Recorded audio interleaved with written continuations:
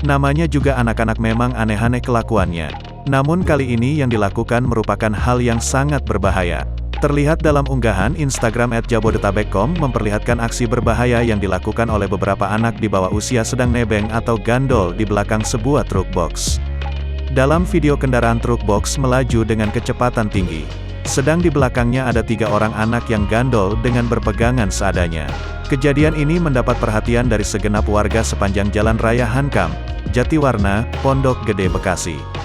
Minggu, 30.01 siang. Belum diketahui pasti motif anak-anak di bawah usia ini. Sementara sopir truk diminta berhenti untuk menurunkan anak-anak tersebut.